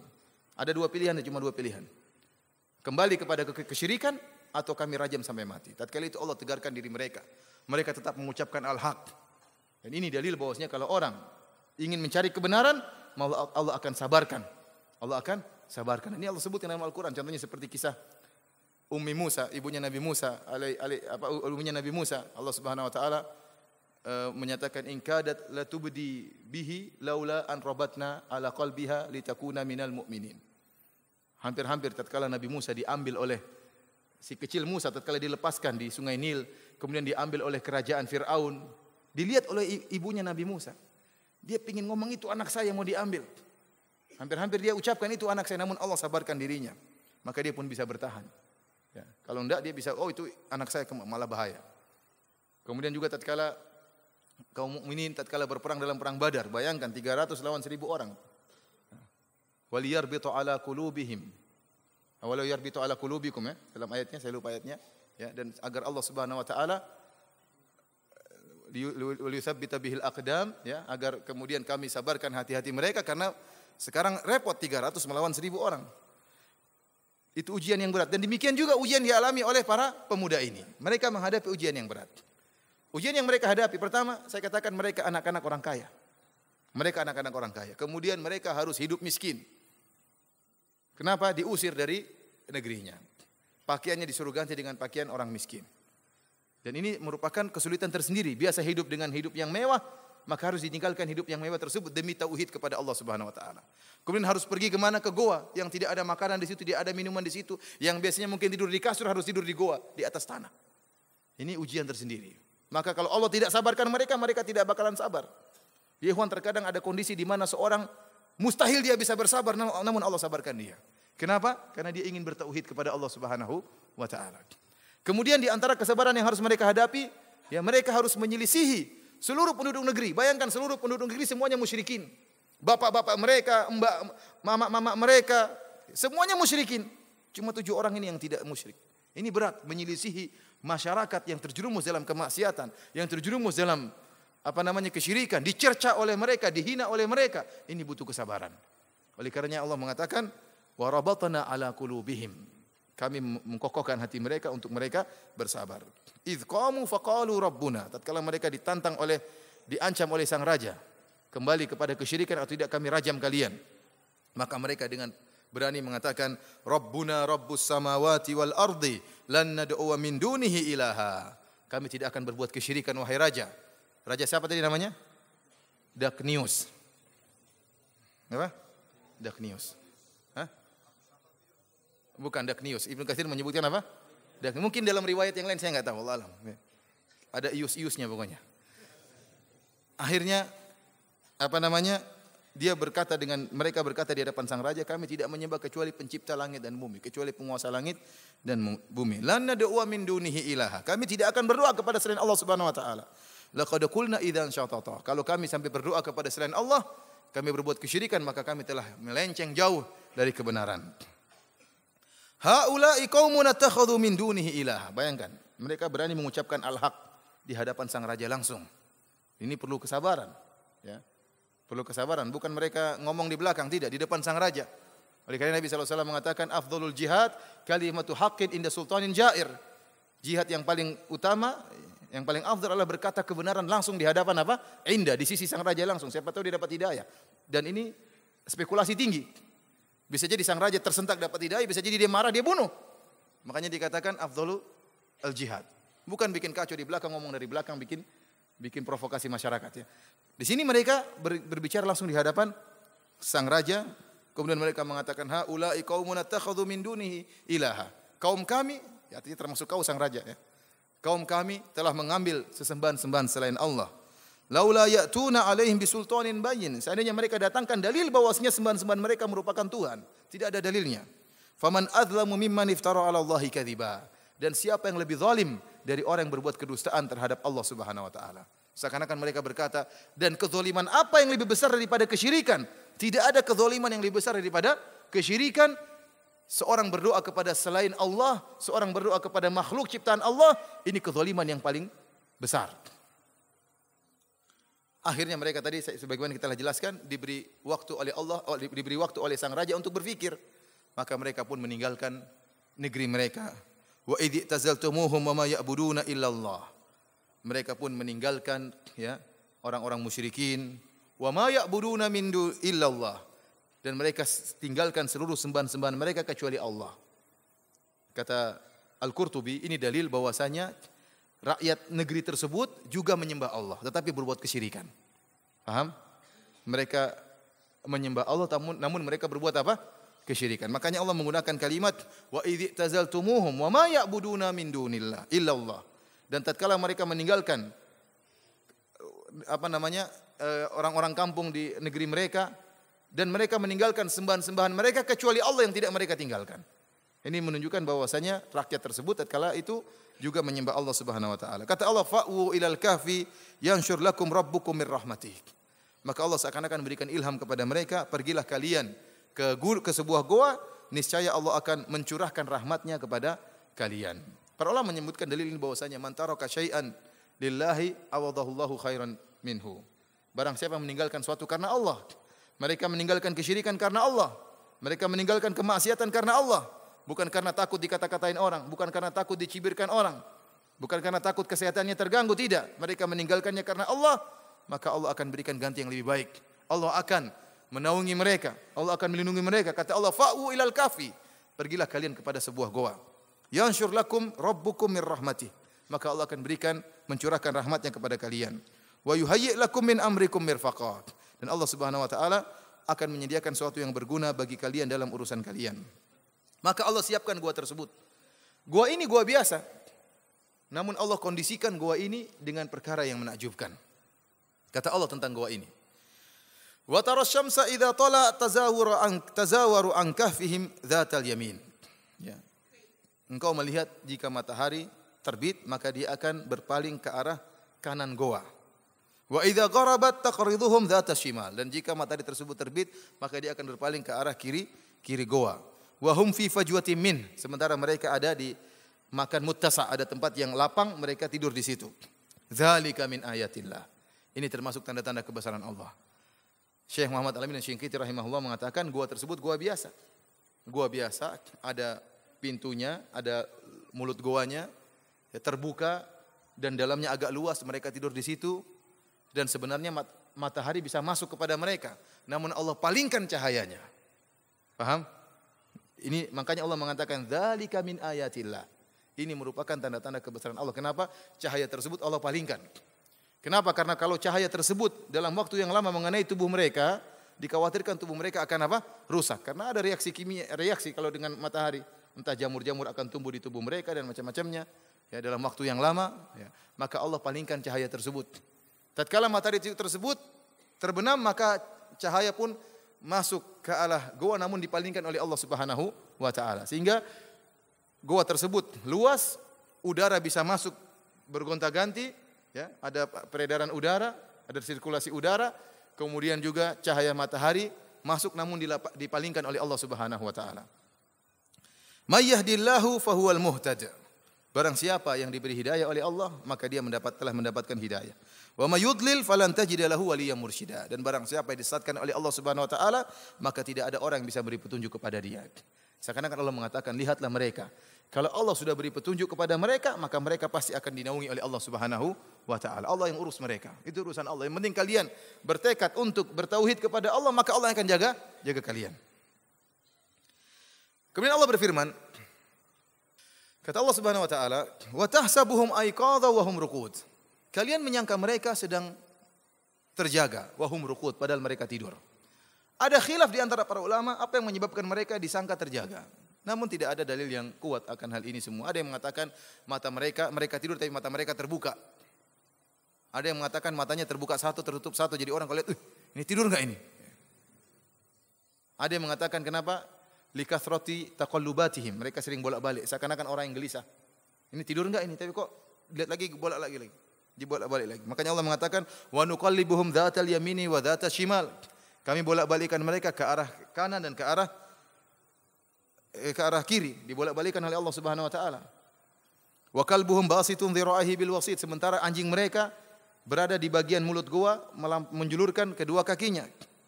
Law ittala'ta 'alaihim lawallaita minhum firara wa lamulita minhum ru'ba. Kalau engkau melihat mereka, maka engkau akan lari ketakutan melihat mereka. Jadi Allah menjaga mereka, membuat kondisi mereka kalau seandainya ada orang yang berhasil masuk ke goa, maka dia akan ketakutan kabur. Jadi tidak ada yang bisa mengganggu mereka. Disebutkan oleh para ahli tafsir bahwasanya Raja Daknius mengirimkan prajuritnya untuk mencari para pemuda ini. Karena ingin dihukum, ingin dibunuh. Maka carilah prajurit tersebut dan mereka sudah sampai di pintu goa, namun mereka tidak bisa mengetahui di mana, seakan-akan Allah Subhanahu wa taala telah menutup mata mereka sehingga mereka tidak bisa mengetahui di mana para pemuda tersebut. Mereka mencari-cari, tidak tahu, padahal goa itu goa yang masyhur, namun mereka terlalaikan, dibuat lalai sehingga mereka tidak menemukan di mana para pemuda ini. Ini sama seperti yang terjadi dialami oleh Nabi sallallahu alaihi wasallam bersama Abu Bakar. Tatkala Rasulullah SAW dan Abu Bakar kemudian bersembunyi di Gua Thaur, maka datanglah orang-orang musyrikin di hadapan mereka di mulut goa sampai Abu Bakar ketakutan dan mengatakan, "Lau absara ahaduhum ila tahti qadamaihi la absarana." Seandainya salah seorang dari mereka melihat ke bawah, maka akan lihat kami. Akan lihat kita wahai Rasulullah. Maka Rasulullah SAW mengatakan, "Ya Abu Bakrin, ma dhannukum bitsnaini Allahu thalithuhuma." Wahai Abu Bakar, bagaimana menurut tentang dua orang, Allah yang ketiganya. Yang jelas Allah akan menjaga kita. La tahzan, innallaha ma'ana. Jangan kau sedih, Allah akan menjaga kita. Ya. Jadi meskipun mereka sudah di mulut goa, Allah menutup mata-mata mereka. Adapun kisah bahwasanya ada laba-laba yang kemudian bikin apa? Sarang laba-laba. Ini hadis yang tidak benar, hadis yang lemah. Demikian juga yang dialami oleh Ashabul Kahfi. Meskipun para prajurit sudah mencari mereka, mereka tidak temukan. Padahal di goa tersebut depannya ada anjing lagi apa? Lagi seperti menjaga di mulut goa. Mereka dalam keadaan tidur, kemudian mulut goa tersebut terbuka, ada sirkulasi udara, namun tetap tidak ketahuan. Di antara penjagaan Allah Subhanahu wa taala, Allah mengatakan wa nuqallibuhum dzatal yamini wa dzatal shimal. Allah bolak-balikan mereka. Kenapa? Kata para ulama, Allah ingin sunnatullahnya jalan. Sunnatullah berlaku kalau seorang tidur dalam satu posisi, lama-lama darahnya bisa mengendap pada posisi. Bukan tidur sehari dua hari. Kita tidur baru satu hari aja capek sekali kadang-kadang. Apalagi 300 tahun tidurnya. Oleh karenanya Allah bolak-balikan mereka. Yang kedua, kalau tidak dibolak-balikkan, khawatir mereka akan tertimbun dengan tanah.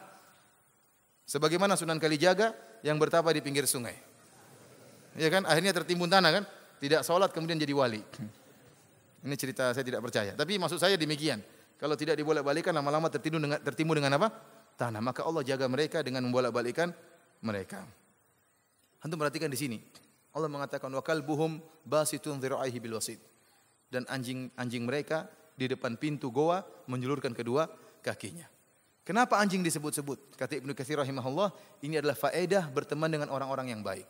Anjing ini enggak ada urusan, tapi Allah sebutkan anjing tersebut.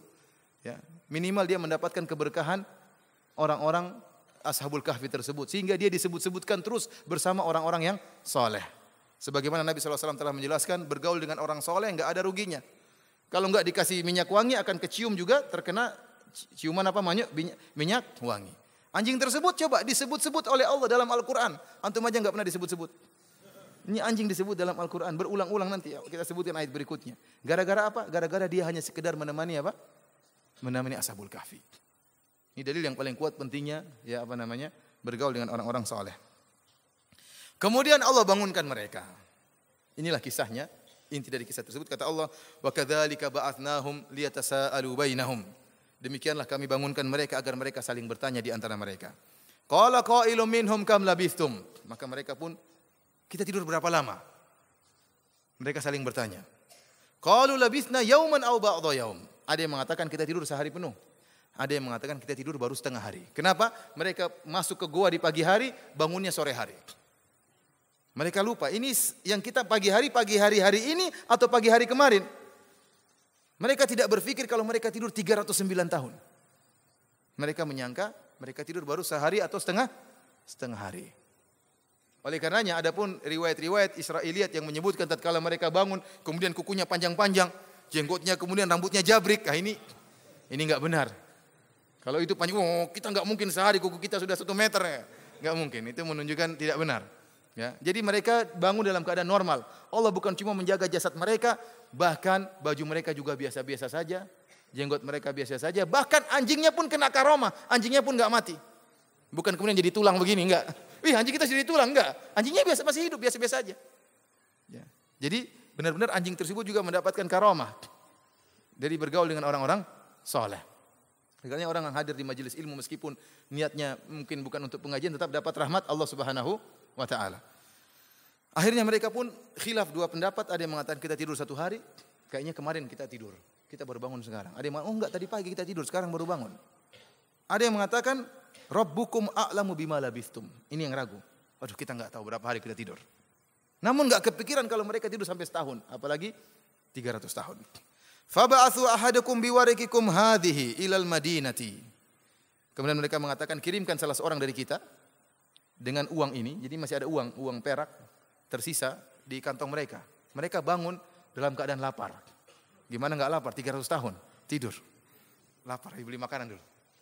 Jadi mereka lapar semuanya. Ambillah uang tersebut, kamu pergi beli makanan. Kata mereka, utuslah salah seorang dari kalian.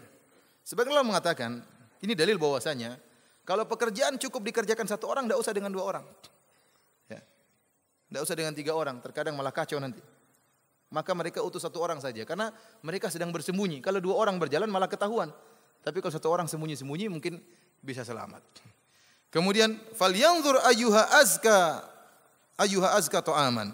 Pergilah dengan uang tersebut, pergi ke kota, cari makanan yang paling enak. Kata Syekh Abdurrahman bin Nasir As-Sa'di dalam tafsirnya, ya, ini dalil bahwasanya orang boleh makan enak. Itu tidak? Mereka ini wali-wali Allah atau bukan? Mereka 7 orang ini wali Allah atau bukan? Ya wali Allah, tidurnya 309 tahun.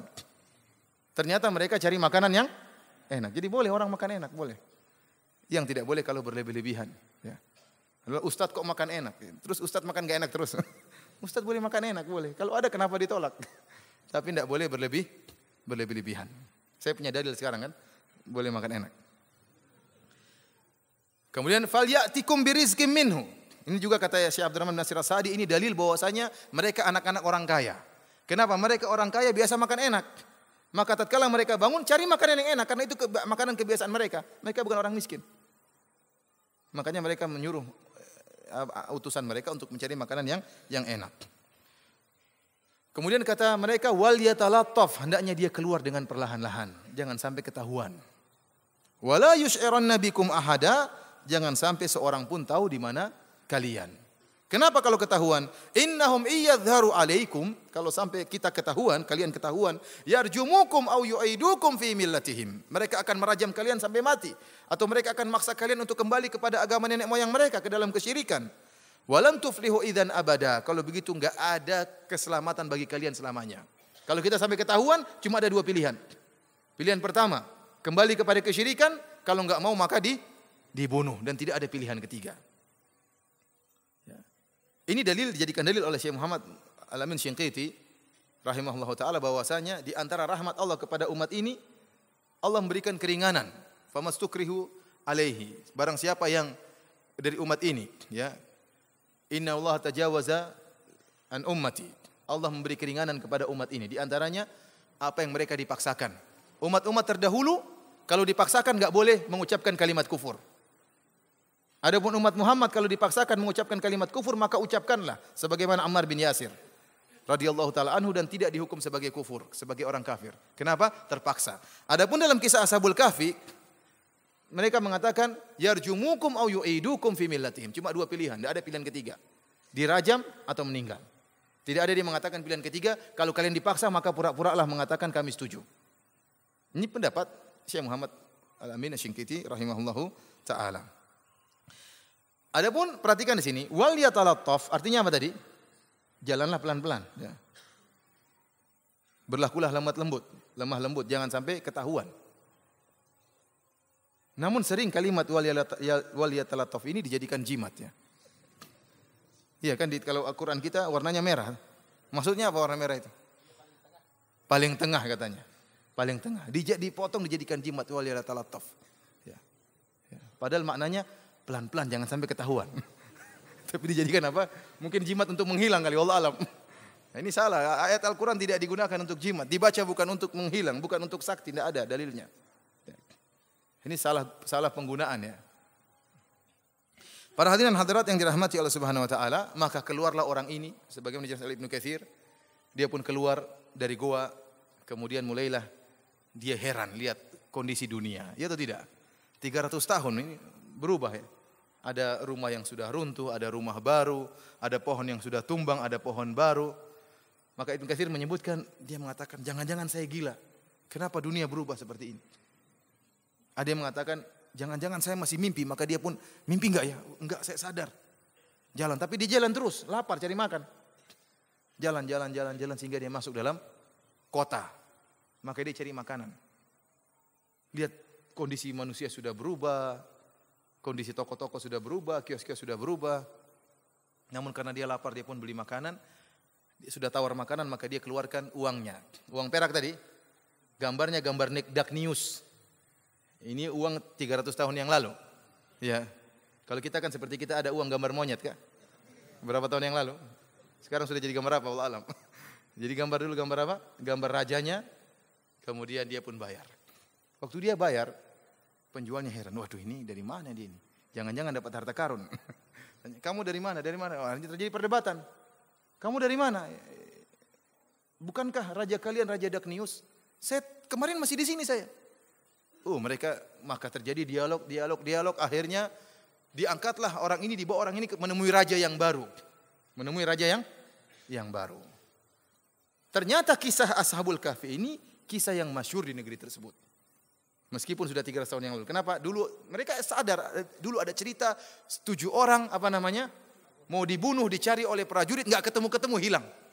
Sehingga raja yang sekarang pun tahu. Ternyata kalian. Maka akhirnya sang raja pun ingin ketemu dengan Ashabul Kahfi yang lainnya. Maka berangkatlah mereka diantar oleh pemuda ini menuju ke goa tersebut. Ada pendapat yang mengatakan bahwasanya akhirnya sang pemuda mengatakan, tunggu sebentar, saya akan masuk. Begitu dia masuk tidak kembali lagi. Namun pendapat yang kuat bahwasanya mereka ketemu. Dalilnya firman Allah Subhanahu wa taala, "Wa kadzalika a'tsarna 'alaihim." Maka kami menjadikan mereka ketemu dengan apa? Ashabul Kahfi. Jadi raja itu masuk dengan anak buahnya, kemudian berpelukan dengan mereka, dengan 7 orang tersebut. Setelah itu mereka meninggal dunia. Jadi Allah ternyata buat skenario, apa tujuan Allah membuat kisah Ashabul Kahfi ini? Kata Allah, Allah sebutkan, wa kadzalika atharna alaihim liya'lamu anna wa'dallahi haqq. Demikianlah kami menjadikan mereka bertemu dengan Ashabul Kahfi tersebut. Kenapa? Liya'lamu anna wa'dallahi haqq wa anna as-sa'ata la raiba fiha. Agar mereka tahu bahwasanya janji Allah adalah benar dan bahwasanya hari kiamat itu ada. Disebutkan bahwasanya mereka penghuni negeri tersebut setelah 300 tahun ini, mereka ragu tentang adanya hari kiamat. Ada yang mengatakan tidak ada hari kiamat, ada yang mengatakan hari kiamat, ada yang mengatakan yang dibangkitkan cuma ruh, jasad tidak. Maka Allah buat cerita Ashabul Kahfi untuk membuktikan bahwasanya hari kiamat mudah bagi Allah. Ini orang-orang Allah tidurkan 300 tahun dan Allah bangkitkan mereka sebagaimana sedia kala. Sebagai contoh kecil dari mungkinnya hari kiamat. Maka Allah mengatakan wa kadzalika atharna alaihim liya'lamu. Kami jadikan mereka bertemu dengan Ashabul Kahfi agar mereka mengetahui bahwasanya janji Allah itu benar dan bahwasanya hari kiamat tidak diragukan. Idz yatanaza'una bainahum amrahum. Setelah mereka meninggal, terjadilah berdialog di antara mereka. Faqalu bunu alaihim bunyana. Mereka mengatakan kita bangunkan bangunan di atas kuburan mereka. Rabbum a'lamu bihim. Qala alladziina ghalabu ala amrihim lanattakhidanna alaihim masjida. Maka orang-orang yang memiliki kekuasaan mengatakan kita bangun di atas kuburan mereka masjid. Ini dijadikan dalil oleh ahlul bid'ah, ya, bahwasanya boleh membangun masjid di atas apa? Kuburan. Dan yang paling bagus membantah mereka Ibnu Katsir dan lebih bagus lagi adalah Al-Qurtubi rahimahullah taala. Antum melihat tafsir Al-Qurtubi tentang ayat ini, dia bantah habis mereka. Imam Al-Qurtubi rahimahullah, ya, terkadang bantah pemikiran-pemikiran sesat. Termasuk dalam tatkala surat Al-Kahfi dia bantah tentang orang-orang sufi yang berdalil dengan firman Allah, "Idz qamu faqalu rabbuna." Tatkala mereka berdiri kemudian mereka berkata Rabbuna Rabbus samawati wal ard. Sebagian orang-orang sufi menjadikan ini dalil bahwasanya berzikir sambil berdiri, sambil joget. Faqamu, idz qamu faqalu. Tatkala mereka berdiri kemudian mereka berkata Rabbuna Rabbus samawati wal ard. Joget-joget. Kata ini enggak nyambung kata siapa? Al-Qurtubi dalam tafsirnya. Ya, karena kalau sampaikan perkataan Ibnu Taimiyah, Ibnu Qayyim mereka enggak terima. Sampaikan perkataan Al-Qurtubi. Mufassir yang ma'ruf atau sampaikan perkataan Ibnu Katsir rahimahullahu ta'ala. Kita katakan bahwasanya bantahan terhadap pendalilan dengan ayat ini, ya, kita katakan bahwasanya syariat terdahulu kalau menyelisih syariat kita maka yang dipakai syariat kita. Terlalu banyak dalil dari as-sunnah menyebutkan Allah melaknat orang-orang yang membangun masjid di atas kuburan orang-orang saleh, di atas kuburan para nabi. Kata Nabi sallallahu alaihi wasallam, laknatullah 'alal yahud wan nasara ittakhadhu qubur anbiya'ihim masajida. Allah melaknat orang-orang Yahudi dan Nasrani, mereka menjadikan kuburan-kuburan nabi mereka sebagai masjid. Dalam hadis yang lain kata Nabi sallallahu alaihi wasallam, ulaika idza mata fihim rajulun salih banu ala qabrihi masjida. Mereka itu orang-orang kalau ada orang saleh yang meninggal, dibangunlah masjid di atasnya. Ini dalil terlalu banyak akan hal ini. Ya. Membangun masjid di atas kuburan. Lantas bagaimana dengan ayat ini? Kita katakan itu syariat terdahulu dan berbeda dengan syariat yang sekarang. Ini yang pertama. Yang kedua, lihat Allah mengatakan qala alladziina ghalabu ala amrihim. Berkatalah orang-orang yang memegang kekuasaan. Kita tahu biasanya orang-orang yang memegang kekuasaan adalah orang-orang yang zalim. Ada isyarat bahwasanya mereka adalah orang-orang yang zalim. Kemudian para ahli tafsir telah menyebutkan mereka ini adalah orang-orang yang ragu tentang adanya hari kiamat. Kemudian sehingga tatkala perbuatan tersebut bukan muncul dari orang-orang mukmin, maka tidak bisa dijadikan dalil. Kapan kita bisa menjadikan suatu kisah itu dalil? Kalau disebutkan itu merupakan perbuatan orang-orang mukmin atau ada pujian dari Allah Subhanahu wa taala tentang perbuatan tersebut, maka itu merupakan dalil. Ternyata tidak dilakukan oleh orang-orang mukmin, tapi orang-orang yang ragu tentang hari kiamat. Kemudian itu pun syariat terdahulu. Ikhwani fillah azanillahu yakum, sebentar lagi insyaallah selesai.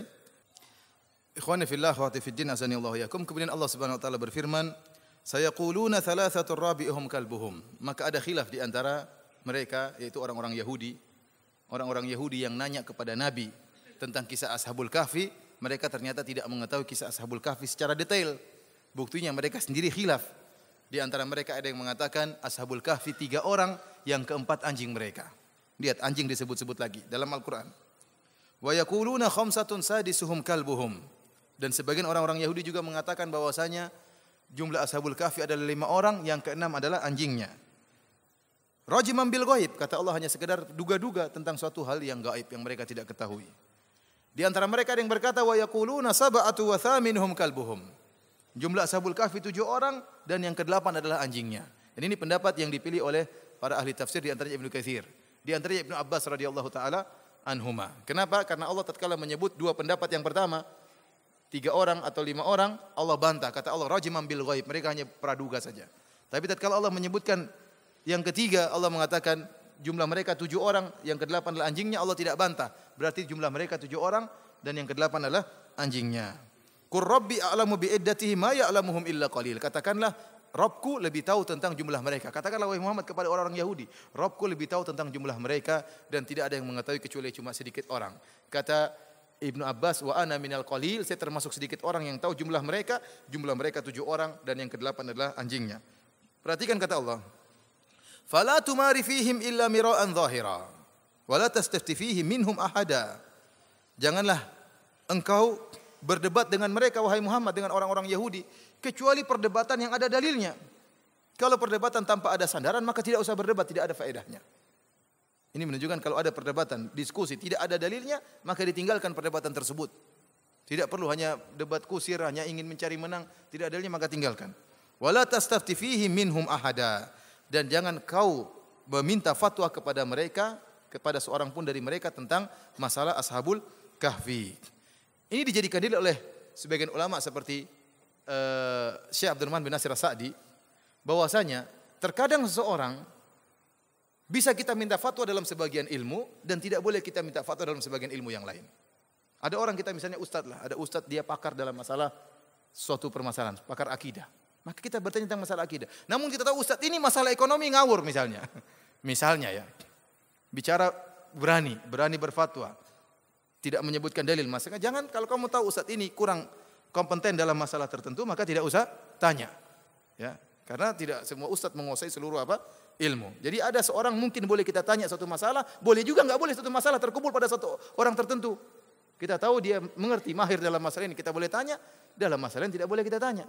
Ini ustadz masalah agama kita tanya, jangan kita tanya tentang masalah kedokteran, enggak nyambung. Karena ada ustadz juga meskipun dia pakar agama, dia sok bicara tentang kedokteran. Ya. Tahu-tahu dia kena penyakit. Ada seperti itu, ada. Bicara, oh itu masalah ini, masalah apa. Seakan-akan dia paham, ternyata dia terkena penyakit tertentu, dia ternyata tidak mengerti tentang masalah kedokteran. Jadi bisa jadi terkumpul pada satu orang, boleh kita tanya dan boleh kita tidak tanya. Kemudian para hadirin rahmatillah subhanahu wa ta'ala, kemudian Allah berfirman, wala taqulanna li syai'in inni fa'ilun dzalika ghadan illa ayyasha Allah. Dan janganlah sekali-sekali engkau berkata terhadap sesuatu, saya akan melakukannya besok, kecuali kau sertai dengan insya Allah. Kata para ulama, ayat ini turun khusus kepada Nabi, menegur Nabi. Tatkala Nabi SAW ditanya oleh orang-orang musyrikin tentang 3 pertanyaan tadi di awal pengajian, Nabi mengatakan besok saya kasih jawaban. Ternyata Nabi tidak mengucapkan apa? Insya Allah. Ternyata turunnya Al-Kahfi 2 minggu setelahnya. Maka Allah tegur, lain kali bilang apa? Insya Allah. Oleh karenanya, Syekh Abdurrahman bin Nasir As-Sa'di mengatakan kalimat insya Allah adalah kalimat isti'anah. Kalimat minta pertolongan kepada Allah. Seakan-akan kita mengatakan bismillah. Bismillah itu apa? Dengan nama Allah, ini minta pertolongan kepada Allah. Demikian juga insya Allah, artinya apa? Kita ingin bertekad melakukan sesuatu, namun kita tidak bisa memastikan, maka kita katakan apa? Insya Allah, dengan izin Allah. Seakan-akan kita mengatakan demikian. Ini penggunaan kalimat insya Allah yang benar. Bukan sebaliknya, insya Allah digunakan dalam rangka untuk meninggalkan perbuatan. Kamu besok hadir enggak ya? Hadir enggak? Insya Allah, padahal enggak mau hadir. Bilang aja enggak. Tapi supaya tidak dicela dia mengatakan apa? Insya Allah saya tidak hadir. Jadi insya Allah itu kalimat isti'anah. Ya. Kemudian oleh karenanya Nabi Sulaiman alaihissalam pernah mengatakan, la atufanna al-laila ala tis'ina imra'atan talidu kullu wahidatin minhunna gulaman yuqatilu fi sabilillah. Maka dia mengatakan malam ini saya akan berhubungan dengan 90 wanita. Satu malam ini. Setiap wanita tersebut semuanya akan hamil dan semua akan melahirkan seorang anak yang akan berjihad di jalan Allah. Kata malaikat Jibril, "Qul insyaallah." Bilang insyaallah. Nabi Sulaiman lupa bilang. Maka dia pun berhubungan malam tersebut dengan 90 wanita, tidak ada yang mengandung semuanya. Kecuali satu orang, itu pun anaknya lahir dalam keadaan cacat. Kata Nabi sallallahu alaihi wasallam, kalau seandainya Nabi Sulaiman mengatakan insyaallah, maka semuanya akan melahirkan anak-anak apa? Yuqatiluna fi sabilillah fursanan, mereka akan menjadi para pejuang yang akan berjihad di jalan Allah Subhanahu wa taala. Namun Nabi Sulaiman lupa bilang apa? Insyaallah. Oleh karenanya antum demikian, kalau melakukan sesuatu bilang insyaallah, karena itu kalimat pertolongan, minta tolong kepada Allah. Ya, bahkan dalam hadis disebutkan bagaimana Ya'juj dan Ma'juj mereka kan berusaha membolongi bendungan Nabi Sulaiman. Mereka berusaha Nabi Dzulkarnain. Dia berusaha untuk membolongi namun famastata'u ayyadharuhu wa mastata'u lahu naqaba. Mereka tidak bisa manjat dan mereka tidak bisa melobangi. Mereka datang hari ini mereka bolongin, kemudian mereka tinggalkan, besok tertutup lagi. Mereka bolongin lagi, tertutup lagi, Allah tutup lagi. Satu saat mereka bolongin, kemudian pimpinan mereka mengatakan, besok kita lanjutkan insyaallah. Kalau dia mengatakan insyaallah, Allah tidak tutup lagi.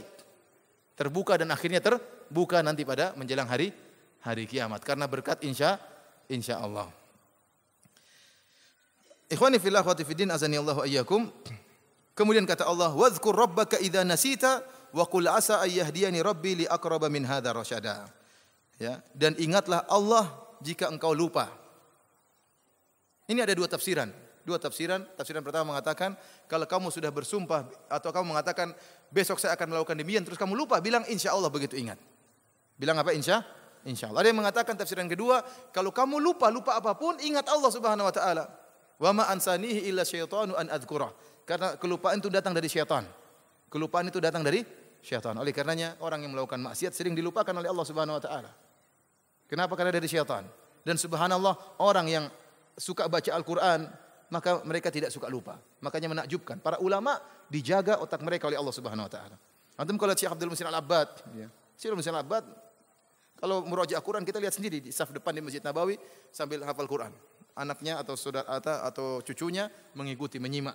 Antum lihat kalau dia berfatwa, masih jalan otaknya, benar-benar fresh, ngomongnya cepat, kemudian akalnya cepat. Padahal sudah umur 80-an. Tidak pikun kalau kita sudah 70 tahun, coba diulang pertanyaannya, bingung. Syekh Abdul Muhsin tidak, terlancar. Ini para ulama seperti itu. Syekh Shalih Fauzan coba lihat, jawab dengan begitu ringan. Kenapa? Mereka selalu ingat Allah Subhanahu wa taala, maka dijauhkan dari lupa oleh Allah Subhanahu wa taala. Yang kita enggak pernah baca Quran, kemudian kenapa saya suka lupa? Ya gimana enggak suka lupa? Enggak pernah baca Quran. Enggak pernah ingat Allah Subhanahu wa taala. Maksiat dilihat terus, ya lupa terus makanya. Makanya kalau orang kata orang kalau banyak hafalan maka banyak lupa.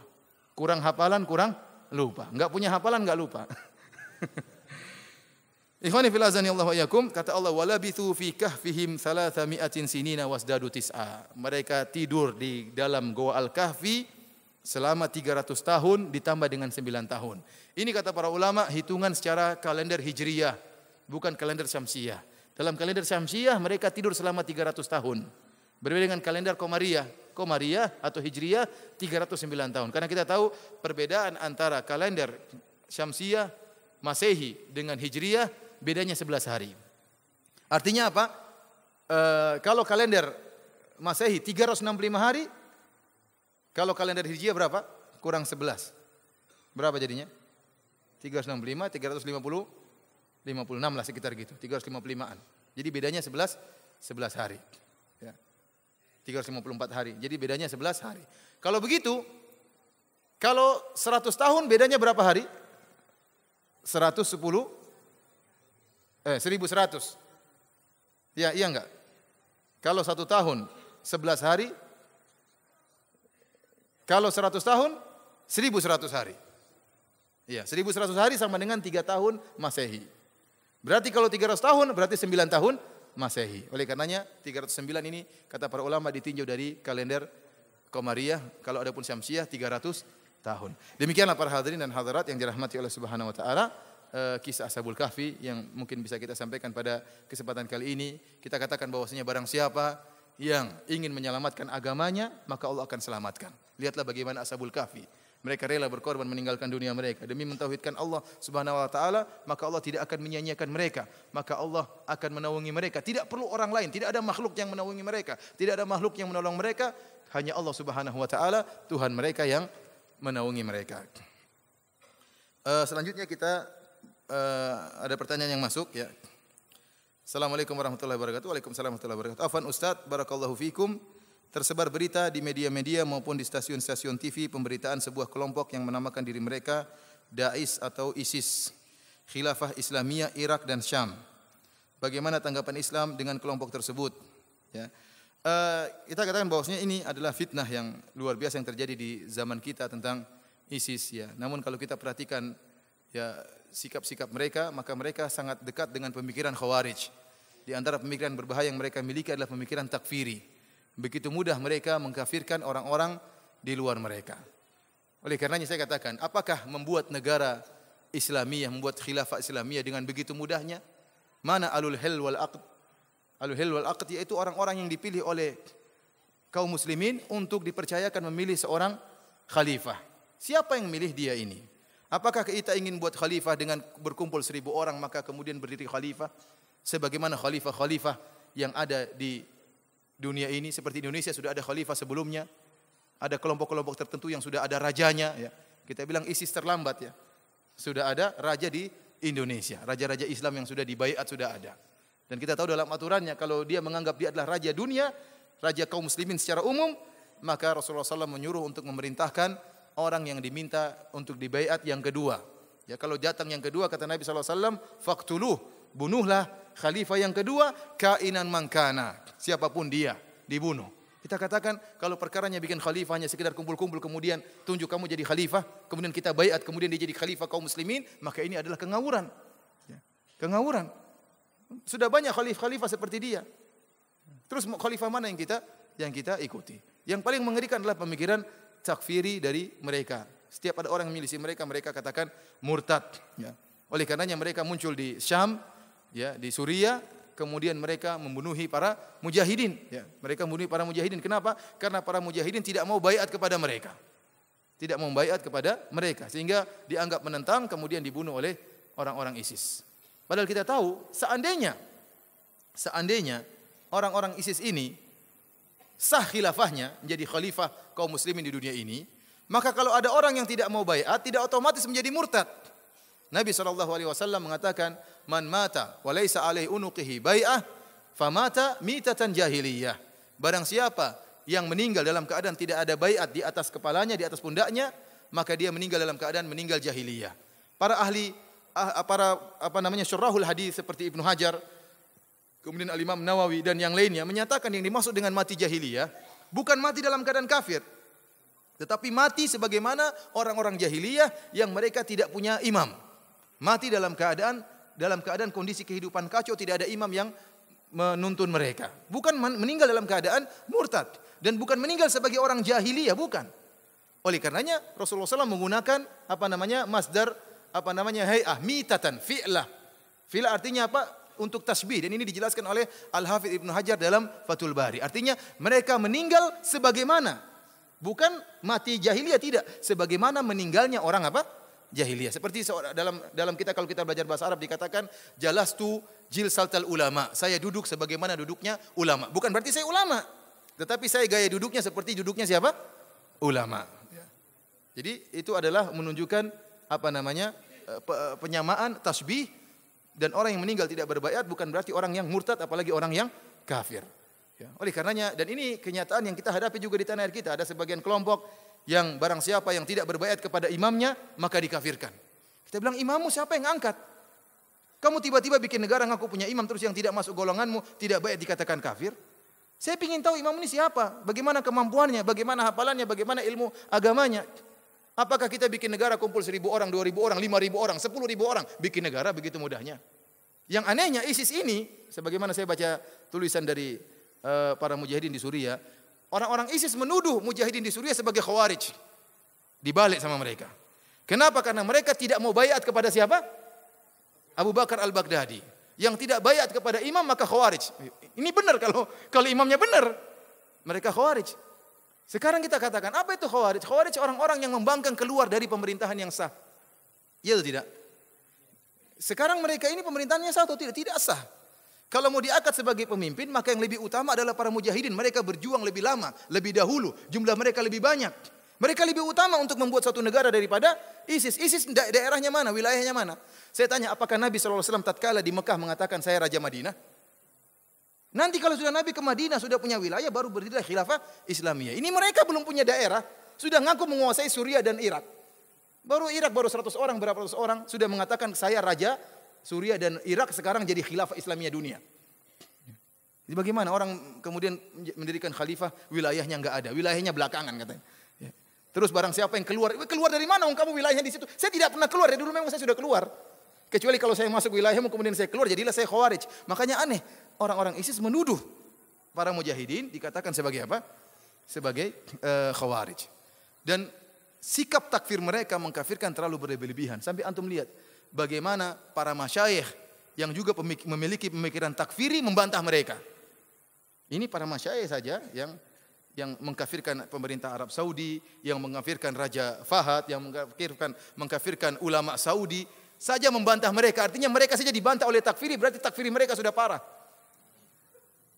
Bahkan di antaranya saya di sebagian maktok video bahwasanya ISIS ini mengkafirkan Usama bin Laden rahimahullahu taala.